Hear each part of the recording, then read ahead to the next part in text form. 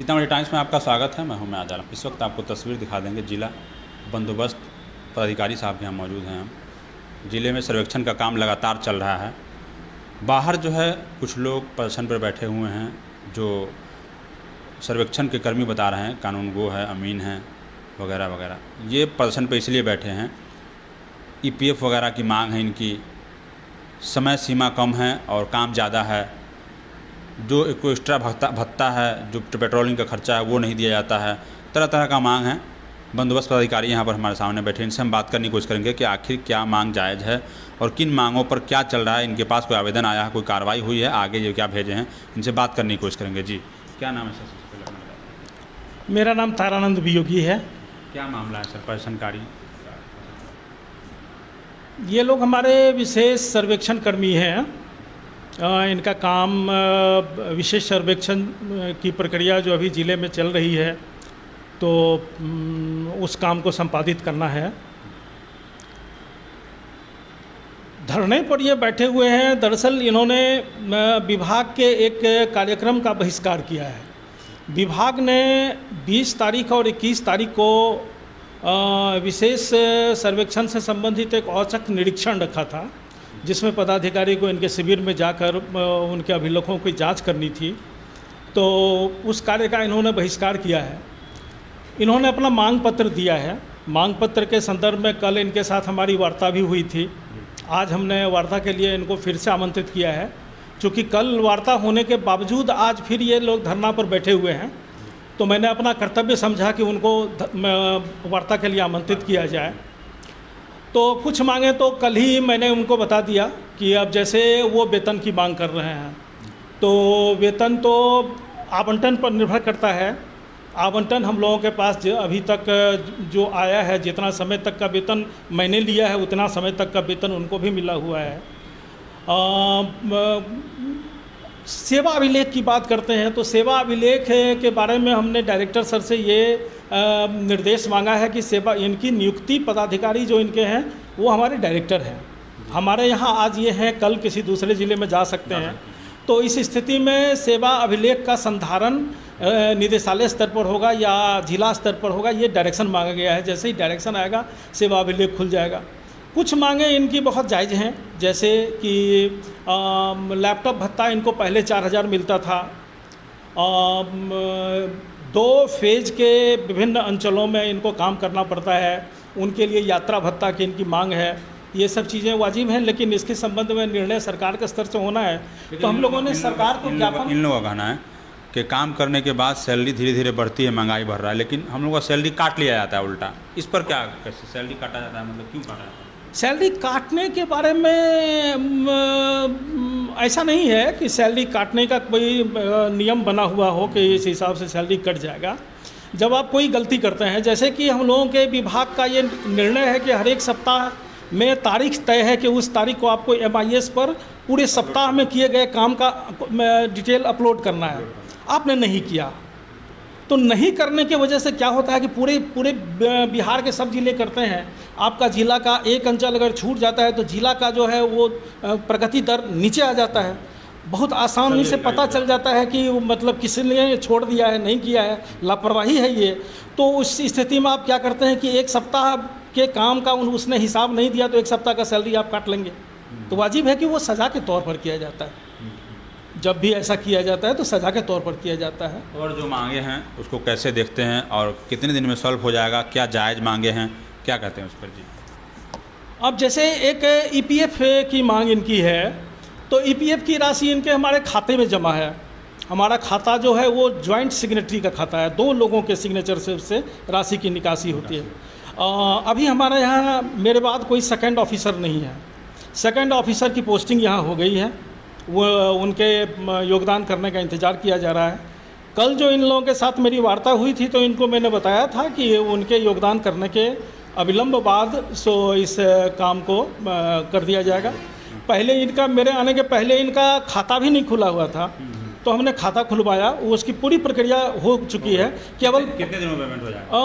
हमको लगता है कि नए पदाधिकारी आने के 8 से 10 दिन, 15 दिन के भीतर पेमेंट हो जाएगा। हाँ, कोई दिक्कत नहीं है उसमें। एक मांग है इनकी कि जब ये सर्वे करने के लिए गांव में जाते हैं तो जो ज़मींदार होते हैं वो उनको धमकाते हैं कि ऐसे कर दिए वैसे कर दिए, कई बार मारने की भी धमकी देते हैं, लेकिन यहाँ प्रशासनिक अधिकारी उनका सपोर्ट नहीं कर पाता है, कहते हैं क्या? नहीं, ऐसा नहीं है। हमारे डायरेक्टर साहब ने स्थानीय सीतामढ़ी जिला के एसपी साहब को ये पत्र दिया हुआ है इसके संबंध में, और हमने भी समय समय पर, जैसे कि अभी एक घटना हुई थी आपके समय बाजपट्टी में, तो हमने एसडीओ साहब को फ़ोन किया, एसडीओ साहब ने तुरंत एएसओ से बात की और डीएसपी से बात की और उस पर जो है कार्रवाई की गई। ऐसा नहीं है, और सुरक्षा मतलब कहने के लिए ज़्यादा है। दूसरी बात है कि आप सर्वे विभाग का काम एक्चुअली अतिक्रमण हटाना या कोई उपद्रव में पड़ना नहीं है, वो तो एक्चुअल वास्तविक स्थिति का वर्णन करना और बाकी कोर्ट की तरह काम करना होता है। लोगों को जो भी बात अपनी कहनी है तो वो आप कागज़ के जरिए आप उनके कोर्ट में उपस्थित होकर कह सकते हैं। तो इसीलिए ऐसा कोई इशू सुरक्षा को लेकर नहीं है।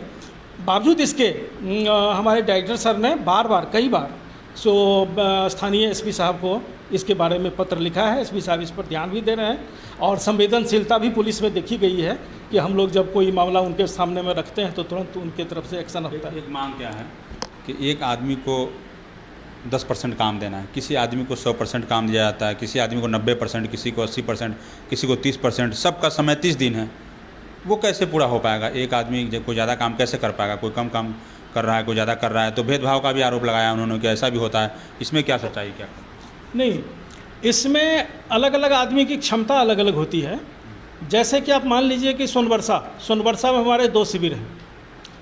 सोनबरसा में एक जो शिविर था, उसके जो शिविर के प्रभारी थे उनका बीपीएससी में सिलेक्शन हो गया, वो नौकरी छोड़ के चले गए, वो खाली हो गया। तो अब सोनबरसा का अब हम एक्स्ट्रा चार्ज तो किसी एएसओ को देंगे। स्टाफ लोग सारे लोग उसके हैं, कानून को भी हैं, सारे अमीन 16 अमीन हैं। जैसे 16 अमीन शिविर नंबर 1 को हैं तो 16 अमीन शिविर नंबर 2 को भी हैं, उनके कानून को भी हैं। तो किसी एएसओ के साथ उसको हमको टैग करना होगा।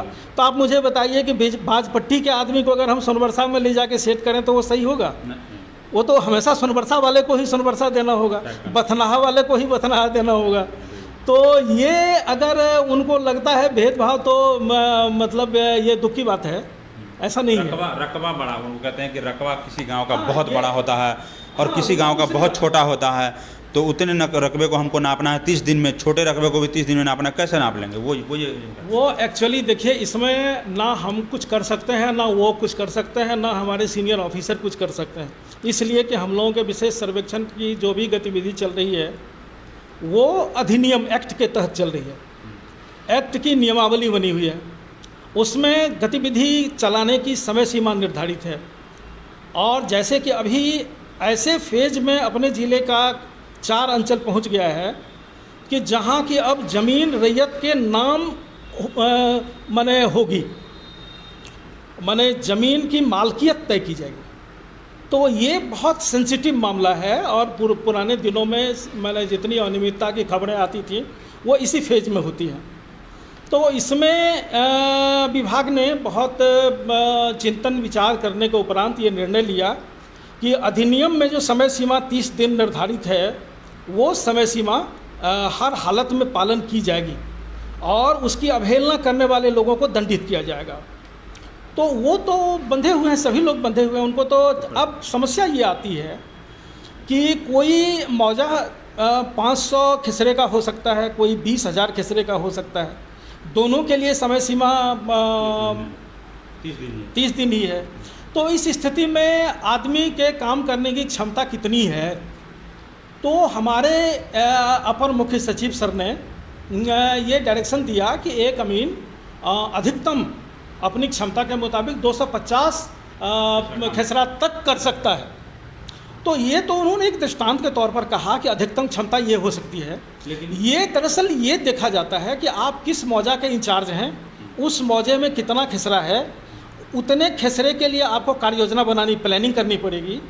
हमने अपने एएसओ से ये कहा हुआ है कि उनको अगर एक अमीन सक्षम नहीं हो पा रहा है तो उनके मदद के लिए 1-2 और एक्स्ट्रा लोगों को जो अभी किश्तवाड़ नहीं कर रहे हों, चूँकि सभी गांव में किश्तवाड़ एक साथ नहीं चलता है, धीरे धीरे चलता है, तो 2-3 सहायकों उनको दे दिया जाए। लेकिन 30 दिन का जो उनका लिमिटेशन है उनको शिथिल नहीं किया जा सकता है। इसलिए अगर इस बात को लेके कोई धरना पर बैठे हुए हैं तो उनकी मुराद तो पूरी होने वाली नहीं है। एक 26 जनवरी का लेटर मेरे पास आया, 26 जनवरी को भी लेटर इशू किया हुआ है काम करने का। ये तो हमें लगता है देश में पहली बार हो रहा होगा, क्या कहते हैं? 26 जनवरी को काम करने का लेटर मेरे पास है। देखिए 26 जनवरी जो है आम सभा करने का दिन है। 26 जनवरी, 15 अगस्त और 2 अक्टूबर ये सब जो है सो ग्राम सभा करने का दिन है। काम नहीं हो, ग्राम सभा में काम ही करना है ना, क्या करना है? छुट्टी नहीं हो दिन तो है। सभा अलग चीज़ है। गांव के लोगों के बीच जाकर आप बैठते हैं और अपने विभाग के बारे में उनको जानकारी देते हैं, डॉक्यूमेंट बनाते हैं अपना कि भाई हमने यहाँ पर मीटिंग किया, लोगों के साथ हमने ग्राम सभा किया। तो हमारे यहाँ सर्वे की प्रक्रिया में क्या है कि ग्राम सभा का भी अपना महत्व है, वो भी एक काम माना जाता है। वरना काम अगर नहीं माना जाता हो तो मुखिया जी तो हमेशा ग्राम सभा करते हैं, अनिवार्य है मैंने उन तिथियों को ग्राम सभा करना। लेकिन अब चूँकि हमारे जो अमीन हैं वो मुखिया नहीं है, जनप्रतिनिधि नहीं है, और हम भी जनप्रतिनिधि नहीं हैं, लेकिन ग्राम सभा तो हमको भी करना है और मुखिया जी के ही अध्यक्षता में करना है, जनप्रतिनिधियों की अध्यक्षता में करना है। तो उसको आप काम की श्रेणी में ना रखें तो ये ज़्यादा बेहतर हो। अच्छा, एक जो है ये है कि जो सर्वेक्षण के लिए गांव में जाते हैं, अपील कर दीजिए। कई लोग कागज़ नहीं जमा कराया है, कई लोग बाकी हैं, उसको क्या अपील करेंगे आप अपने माध्यम से कि भाई अपना जल्दी काम? नहीं, ये तो मैं किसानों से तो मैं बहुत अनुरोध करूँगा, करबद्ध प्रार्थना करूँगा कि अब जो है सो कम से कम 4 अंचल, मैं नाम भी आपको बता देता हूँ, सोनबरसा, बथनाहा, बाजपट्टी और रीगा, इसमें सर्वे अब अंतिम फेज में चल रहा है। अभी अगर आप चूके तो आप हमेशा चूक जाएंगे, आप लड़ते घूमते माने बौखते रह जाएंगे, आपको कभी सो समस्या का समाधान नहीं मिलेगा। और ये अंतिम सर्वे है, इसके बाद हम सारा कागजात को ऑनलाइन कर देंगे, इसलिए अभी तो वो लापरवाही ना करें। कितने दिन का लास्ट समय है? देखिए अभी जैसे किश्तवाड़ से जब शुरू होगा, किश्तवाड़ में प्रक्रिया क्या होती है कि वो आपके प्लॉट पर जाएंगे, हर एक किसान के प्लॉट पर हमारे अमीन जाएंगे, वो बारी बारी से उनको अलर्ट कर दिया जाएगा। उस समय उनको कागज़ देना नहीं है, वो एक हिसाब से समझिए कि उनको सावधान करना है। और मैंने वो प्लॉट पर जाना इसलिए ज़रूरी है कि नक्शा जो है हमारे पास वो एरियल एजेंसी का दिया हुआ नक्शा है, हवाई जहाज़ से खींचा गया है। तो ज़मीन पर मैंने वास्तविक स्थिति से उसको केवल उसकी मिलानी होती है, अगर कहीं अशुद्धि मिलती है तो उसका शुद्धिकरण कर दिया जाता है। तो मैंने किसानों से मेरा अनुरोध ये है कि वो किश्तवाड़ में भी मदद करें, अपनी ज़मीन पर जाएं, और खानापुरी में जब वो रैयत का नाम लिखा जाएगा तो उस समय तो ज़रूर वो अपना कागज़ मूल प्रति दिखाएं। हाँ, अगर उनको कोई असुविधा है तो वो असुविधा भी मैंने हमारे कर्मियों के सामने रखें। वो मुझे लगता है कि अगर वो उनको ये लगता है कि उनके साथ नाइंसाफ़ी हो रही है, नाजायज़ रूप से उनसे पैसा मांगा जा रहा है, या उनको कुछ ऐसा कहा जा रहा है जो उनको नियम विरुद्ध लग रहा है, तो वो सीधे मेरे पास नेहरू भवन डुमरा में आके मेरे पास शिकायत कर सकते हैं। एक ऐप आप बता रहे हैं कि सरकार ने एक ऐप जारी किया है भूमि सुधार के लिए, उसको कैसे देखते हैं और क्या कहते हैं लोगों को? ऐप का इस्तेमाल करें लोग अपना? नहीं, ऐप का इस्तेमाल हर आदमी को करना चाहिए आपके मोबाइल में। चूँकि देखिए ये बिहार के लोग जो हैं ना वो ज़मीनी लोग हैं, ज़मीन की हैसियत जो है वही हमारी असली हैसियत मानी जाती है। हाँ, तो ज़मीन से हर आदमी को नेह छो होता है, चाहे वो यहाँ से विदेश चाहे वो जाके बस गए हों, लेकिन अपनी ज़मीन से अपनी माटी से नेह छो होता है। तो आप बिहार सर्वे ट्रैकर, एक गूगल प्ले पर एक ऐप बनाया है हमारे विभाग ने, उस ऐप को आप डाउनलोड करके अपने मोबाइल में रख लें। उसमें बिहार के सभी गांव 100% के सर्वे के बारे में आप जानकारी आपको मिल सकती है। आप उसमें जिला का ऑप्शन आएगा, फिर अंचल का ऑप्शन आएगा, फिर गांव, सारे गांव के नाम आपको आएंगे थाना नंबर के साथ। उसमें आप अपना गांव जब चॉइस करेंगे तो आपको पता चल जाएगा कि आपके यहाँ अमीन कौन है, कानून गो कौन है, एएसओ कौन है, उनका मोबाइल नंबर क्या है, और आपके गांव में सर्वे का अभी कौन सा ये काम चल रहा है। उस स्थिति में आप उनसे सीधे संपर्क कर सकते हैं। बंदोबस्त पदाधिकारी थे, जिला पदाधिकारी, बड़ी बेबाकी से अपना इन्होंने बात रखा है। इन्होंने कहा है कि जो प्रदर्शनकारी है उनको कई मांग जायज़ भी है और कई नाजायज़ भी है। जो जायज़ मांग है उनको पूरा करने की कोशिश करेंगे और जो ऊपर लेवल से काम होने वाला वो अधिकारियों को लिख के भेजेंगे कि इसको मांग को पूरी किया जाए। और इन्होंने ईपीएफ की बात कही है कि अगर अधिकारी यहाँ पर दूसरे अधिकारी आ जाते हैं तो 15 दिन के अंदर भुगतान हो जाए।